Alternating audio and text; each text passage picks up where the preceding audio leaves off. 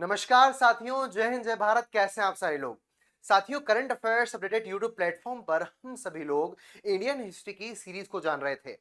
भारतीय इतिहास को जानने की श्रृंखला में अभी तक हमने भारत के अंदर यूरोपियन कंपनी का अराइवल समझा, भारत में ब्रिटिश ईस्ट इंडिया कंपनी के एक्सपांशन की बात करी, कैसे उन्होंने बंगाल को अपने डोमिनेंस में लिया, कैसे उन्होंने मैसूर के राजाओं के साथ वॉर किए, कैसे उन्होंने मराठा साम्राज्य की नींव को हिलाया और कैसे कैसे पूरे भारत के ऊपर अपनी कॉलोनी को स्टेब्लिश कर दिया। साथ ही यहां पर आपको देखने मिल रहा है भैया, बंगाल को जीत लेने के बाद, मैसूर पे अपना दबदबा स्टेब्लिश कर लेने के बाद, मराठाओं को पराजित कर देने के बाद अब उनकी नजर जाती है भारत के उस क्षेत्र पे जो साहस का प्रतीक माना जा रहा था। जब तक अंग्रेजों ने सोचा कि इस क्षेत्र पे कब्जा नहीं होगा, पंजाब पर कब्जा नहीं होगा, भारत पूरे भारत के ऊपर गुलामी करना नामुमकिन होगा, तो कहीं ना कहीं के तुकतान लगाए गए, राजाओं के साथ डिप्लोमेसी की गई, वॉर्स लड़े गए और तब जाके पंजाब जैसे बड़े क्षेत्र को अंग्रेजों ने अपने क्षेत्र में ले लिया। और साथियों, पंजाब की कहानी बाकी कहानियों से अलग है। जिस प्रकार से मराठाओं के संघर्ष की एक अलग स्टोरी है, उसी प्रकार पंजाब के अंदर सिख धर्म के एस्टेब्लिशमेंट, सिख धर्म के कई सारे ऐसे रूलर्स हुए जिनकी स्टोरी आपको साहस, इनकरेजमेंट की आइडियल आपको देखने मिलेगी। और वास्तव में यहां से आपको इतिहास का एक नया डिवीजन, एक नया मामला भी आपको देखने मिलेगा। समझ पा रहे हैं? तो भारत के पंजाब क्षेत्र की कहानी को शुरू करने से पहले पंजाब क्षेत्र के इतिहास में सिख धर्म की बातों को हम जानते हैं। साथियों, सिख संप्रदाय की स्थापना, सिख धर्म की स्थापना आपको पंजाब क्षेत्र में देखने मिल रही है। और जब तक भारत पाकिस्तान का बंटवारा नहीं हुआ, तो वास्तव में समझो पंजाब एक वो क्षेत्र है जो वर्तमान भारत और वर्तमान पाकिस्तान दोनों के एरिया को मिलाकर आपको देखने मिल रहा है। सबसे पहले जो सबसे पूजनीय व्यक्तित्व आपको सामने देखने मिलेंगे, उनका नाम है गुरु नानक साहब।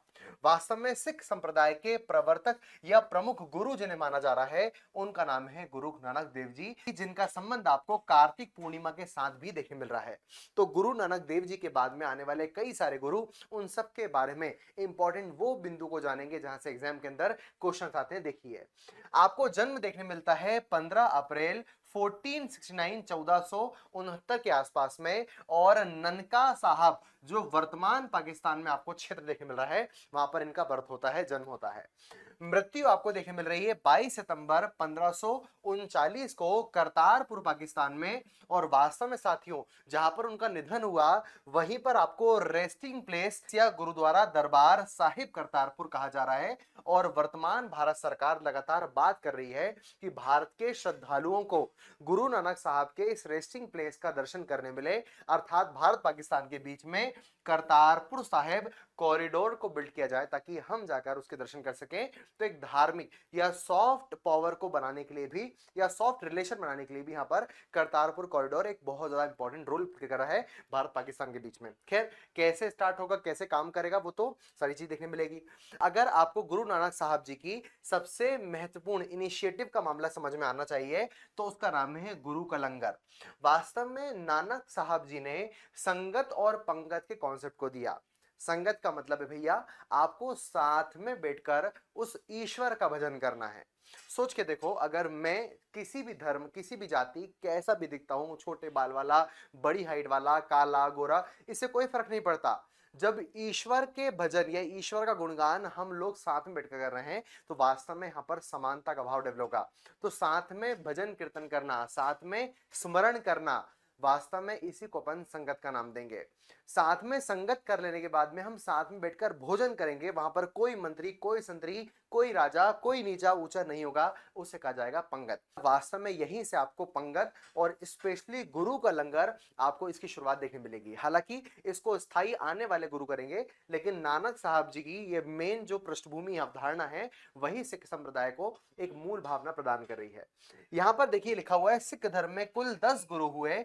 वास्तव में गुरु नानक देव जी के बाद में सिख संप्रदाय को आगे बढ़ाने के लिए कई बार आपको अलग अलग गुरु जी का मामला भी देखने मिलेगा। कैसे समझना, यहां पर गुरु नानक देव जी सिख धर्म के प्रवर्तक हैं। अगर समकालिक कहा जाए कि इनके समय पर कौन भारत के अंदर राज कर रहा है, तो भैया दिल्ली, आगरा के पूरे क्षेत्र के अंदर जो सल्तनत को स्टेब्लिश करने वाले राजा हुए, वो बाबर, हुमायूं आपको देखने मिल रहा है, जो कंटेम्प्रेरी है। और उसके बाद धीरे धीरे कहानी आगे बढ़ेगी। तो कई बार क्वेश्चन आ जाता है, गुरु नानक देव जी के समय पर समकालिक राजा कौन है, मेनली मुगल शासन में, तो आंसर है बाबर बाबर और हुमायूं।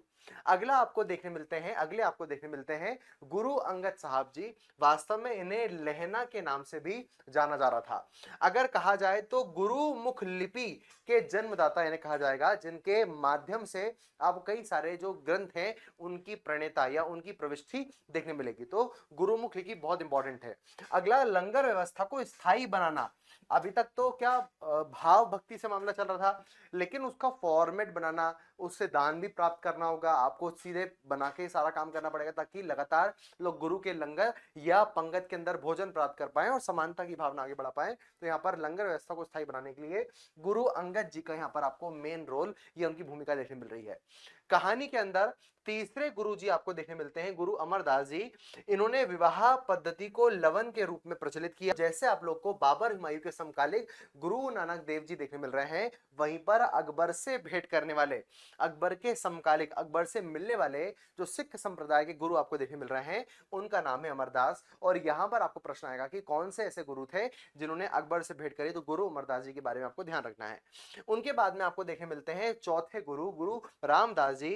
गुरु अमरदास जी के दामाद आपको ये देखने मिल रहे हैं। अकबर द्वारा दान की गई 500 बीघा जमीन पर अमृतसर का निर्माण कराने का, अमृतसर शहर का निर्माण कराने का प्रारंभिक महत्व, प्रारंभिक योगदान या प्रारंभिक क्रेडिट श्रेय इनको दिया जा रहा है। तो भैया अकबर के साथ में संबंध ठीक थे। यहां से आपको गुरु अमरदास जी के साथ देखने मिल रहा है। 22 गद्दियों की स्थापना आपको देखने मिल रही है।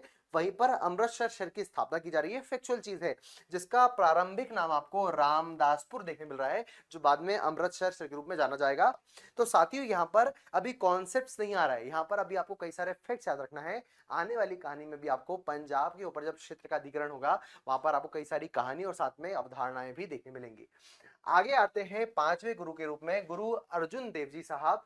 रामदास जी के तृतीय पुत्र गुरु पद पैतृक बना देते हैं। मतलब अभी तक गुरु के पुत्र गुरु बने ऐसा नहीं था, लेकिन गुरु के पद को पैतृक बनाने वाले कि भैया जो गुरु जी हैं उनके बेटे गुरु जी के पद को धारण करेंगे, ये मामला आपको अर्जुन देव जी के बाद से देखने मिलेगा। यहां पर आपको एक धार्मिक ग्रंथ जिसे आदि ग्रंथ कहा जा रहा है, उनका संकलन देखने मिल रहा है। साथ ही दो बातें ध्यान रखो, गुरुमुख लिपि के जन्मदाता कौन है उसकी बात भी हम लोग कर चुके हैं, किन्हें लहना कहा जा रहा है उसकी बात हम कर चुके हैं, रामदास नगर या अमृतसर की स्थापना के पीछे किनका रोल है वो हमने बात करी, और आदि ग्रंथ का संकलन करने के पीछे आपको अर्जुन देव जी देखने मिल रहे हैं, ये बात भी हमने करी। समझ पा रहे हैं? 18 हिंदू भक्तों कबीर बाबा, फरीद बाबा, कई बार आपको इनका समकालिक मामला भी देखने मिलेगा। अमृतसर तालाब के मध्य हरमंदिर साहिब, जो वास्तव में अगर भी आप गोल्डन टेम्पल जाएंगे तो तालाब के बीच में जो स्वर्ण का मंदिर है, वास्तव में हरमंदिर साहिब का निर्माण के जो पीछे आपको श्रेय देखने मिल रहा है, वो अर्जुन देव जी को देखने मिल रहा है। मनसद प्रथा आय का 10वां भाग ही चालू कर दे रहे हैं। मतलब सीधी बात है, यहां से आपको अब सिख धर्म का थोड़ा सा और ज्यादा संगठन, प्रभावी संगठन देखने मिलेगा। कई बार रक्षा के दृष्टिकोण से यहाँ पर 10वां भाग दिया जाएगा और क्षेत्र का बंटवारा होगा। अब एक सिस्टम यहाँ पर आपको डेवलप होते देखने मिलेगा।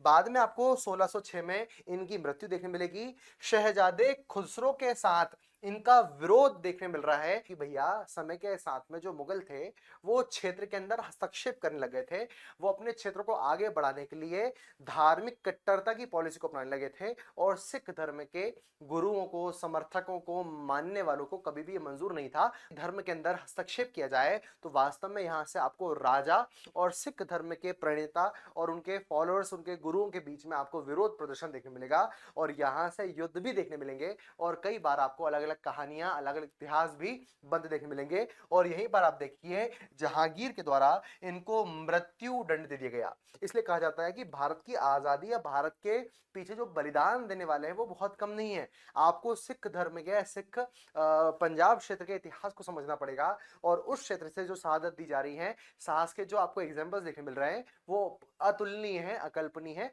ऐसा मामला भी आपको देखने मिलेगा। अगले आपको देखने मिलते हैं गुरु हरगोविंद साहब जी। 1606 से लेकर 1645 तक इनका इतिहास आपको जानने मिलता है।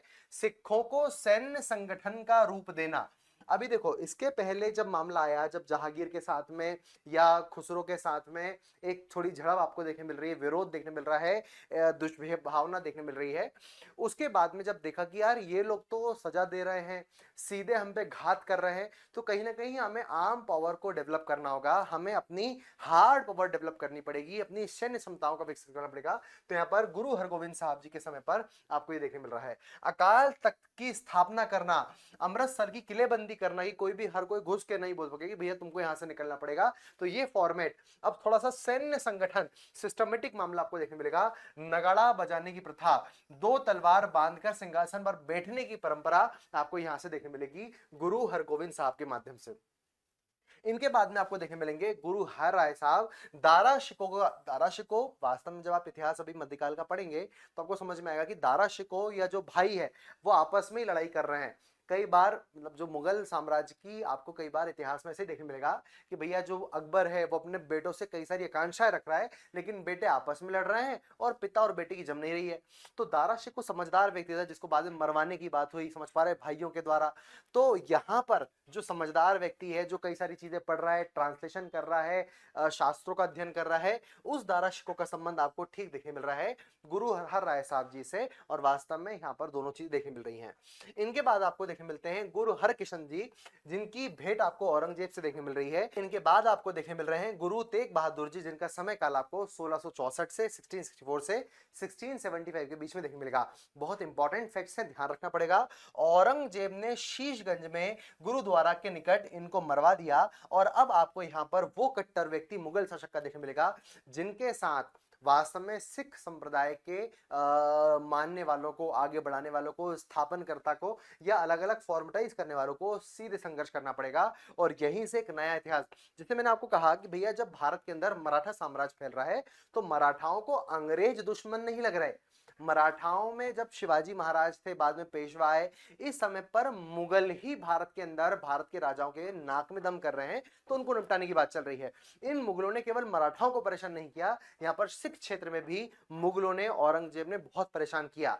अपने धार्मिक कट्टरता की नीति को उन्होंने तो लागू कर रखा, लेकिन सिख धर्म ने उसको मानने से मना कर दिया। और यही कारण है कि भैया पंजाब क्षेत्र में आपको संघर्ष, स्ट्रगल देखने मिलेगा, झड़प देखने मिलेगी। खैर खैर अब आपको अंतिम गुरु देखने मिल रहे हैं गुरु गोविंद सिंह जी। 1675 से 1708 के बीच में इनका इतिहास, इनकी हिस्ट्री आपको देखने मिलती है। भैया पटना में जन्म होता है। इन्हें सच्चा बादशाह भी कहा जाता है। बहुत इंपॉर्टेंट है, सच्चा बादशाह किसे कहा गया।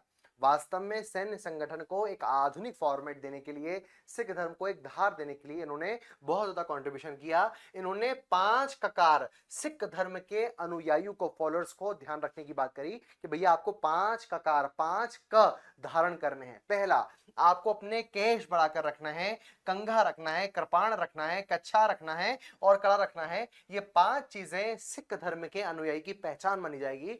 और इसी आधार पर हमारी सामाजिक और हमारी धार्मिक एकता और अखंडता जीवित होगी, और बाद में मुगल जैसे जो आक्रांता हैं उन्हें टक्कर दे पाएंगे। यहाँ पर सिंह शब्द को लगाने की परंपरा या प्रथा भी आपको देखने मिलती है। इनके पुत्र होते हैं फतेह सिंह, जोरावर सिंह, जिन्हें बाद में मरवा दिया जाता है। और साथ ही साथ आपको ध्यान रखना है, इन्हीं के द्वारा खालसा पंथ की स्थापना 1699 में की जाती है। आनंदपुर नामक क्षेत्र में खालसा पंथ ही वो पंथ है जो वास्तव में सिख धर्म के अंदर से मुगलों को टक्कर देने के लिए एक नए फॉर्मेट में आपको सामने देखने मिल रहा है। तो ये इंपॉर्टेंट है। 1708 में नांदेड़ महाराष्ट्र अफगानी पठानी गुल खां के द्वारा झड़प होते समय इनकी मृत्यु हो जाती है। और वास्तव में यहां पर 10 गुरुओं की परंपरा का इतिहास यहां पर आपको समाप्त देखने मिलता है।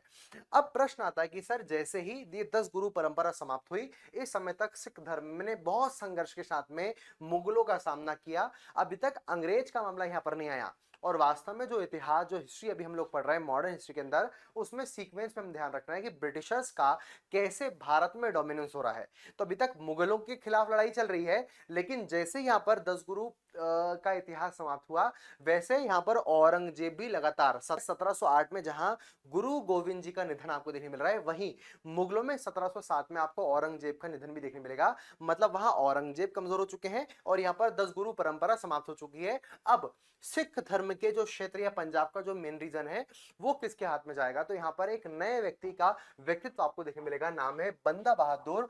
वास्तव में 1670 पूंछ क्षेत्र में इनका जन्म होता है। इनका मूल नाम था लक्ष्मण सिंह लक्ष्मण देव। और जैसे ही 10 गुरु परंपरा समाप्त होती है उसके बाद में सिख धर्म के क्षेत्र के ऊपर अपने डोमिनेंस को फिर से बढ़ाने के लिए जो मेन श्रेय जाता है उनका नाम है बंदा बहादुर। वास्तव में सिख धर्मों को एकत्रित रखने के लिए, कलेक्टिव रखने के लिए, उसको मजबूती देने के लिए जो मेन रोल देखने मिल रहा है वो देखने मिल रहा है बंदा बहादुर जी। प्रश्न आता है कि बंदा बहादुर जी को, जिनका नाम लक्ष्मण सिंह लक्ष्मण देव था, इनको बंदा बहादुर नाम किसने दिया? तो वास्तव में 10वें गुरु गुरु गोविंद जी साहब ने इनको बंदा बहादुर का नाम दिया। राजधानी ये लोहगढ़ में अपनी स्टेब्लिश करते हैं। गुरु नानक व गुरु गोविंद सिंह जी के नाम के सिक्के चलाते हैं और वास्तव में मुगल सैनिकों को दौड़ा दौड़ा के मारते हैं और मुगल सैनिकों से, मुगल सेना के साथ में अपने स्ट्रगल को जारी रखते हैं। लेकिन वही बात है, बाद में एक बादशाह आता है मुगल सत्ता पर, फर्रुखशेर, उसके साथ फिर संघर्ष होता है और उसके कारण 1716 में इनकी मृत्यु हो जाती है। अब साथियों, पंजाब के क्षेत्र में दो बातें हो गई। एक गुरु नानक देव जी से गुरु गोविंद सिंह जी तक 10 गुरु परंपराएं आपको देखने मिल रही हैं। तब तक मुगल, पहले मुगलों के साथ में ठीक ठाक बातचीत हो रही थी, अकबर ने क्षेत्र भी दान दिए थे, बाद में अमृतसर बना, बाद में औरंगजेब नाटक भी कर रहा है, फिर आते बंदा बहादुर साहब, इस समय फर्रुखशेर के साथ संघर्ष होता है। तो आपको ये दो प्रकार का इतिहास यहाँ पर देखने मिल रहा है। अभी तक खालसा पंथ की स्थापना हो चुकी है और कहीं ना कहीं यहाँ पर अब सैन्य टुकड़ी या सैन्य फॉर्मेशन में किलेबंदी वाला सेशन भी आपको देखने मिल रहा है। अब इसके बाद में एंट्री होने वाली है थोड़े टाइम के बाद में ब्रिटिशर्स की। अब जैसे ही बंदा बहादुर जी का ये जो स्टोरी है यहाँ पर खत्म होती है, ये पूरा सिख संप्रदाय का क्षेत्र वास्तव में छोटे छोटे क्षेत्रों में बढ़ जाता है, जिन्हें कहा जाता है मिसल। साथियों, यहीं से कहानी टर्न लेती है कि बंदा बहादुर जी के बाद में वास्तव में सिख धर्म का क्षेत्र छोटी छोटी मिसलों में बढ़ जाता है। और सीधी बात है, अब मुगल सत्ता भी कमजोर हो गई, अब यहां में मिसल सत्ता आ चुकी है, छोटी छोटी मिसल आ चुकी है, तो बहुत ज्यादा चुनौतीपूर्ण ये क्षेत्र नहीं बचता है। और इसी समय पर अंग्रेजों का धीरे धीरे डोमिनेंस बढ़ रहा है। और जैसे ही अंग्रेजों का डोमिनेंस बढ़ने वाला है, अब यहां से एक और व्यक्तित्व, एक और साहसी व्यक्ति, एक और पावरफुल चरित्र आपको देखने मिलता है, महाराजा रणजीत सिंह का, जिनकी कहानी, जिनका इतिहास हम अगले सेशन में लेंगे। तो हम सिख धर्म को दो सेशन में जान रहे हैं। एक जान रहे हैं 10 गुरु परंपरा और बंदा बहादुर जी के बारे में, जिन्होंने सिख धर्म के क्षेत्र के फॉर्मेट को स्टेब्लिश किया, सैन्य संगठन को एक नींव दी, खालसा पंथ की स्थापना करी। और जब ये क्षेत्र मिसलों में टूट गया तो मिसल से लेकर वापस से महाराजा रणजीत सिंह की कहानी क्या है, कैसे अंग्रेजों के साथ संघर्ष होगा, कैसे वो कोहिनूर हीरो को वापस ले पाएंगे और कैसे ब्रिटिश सत्ता पंजाब के क्षेत्र पर अपने कब्जे को स्टेब्लिश करेगी, इसी कहानी हम अगले सेशन में सुनेंगे। तब तक के लिए धन्यवाद। जय हिंद, जय भारत।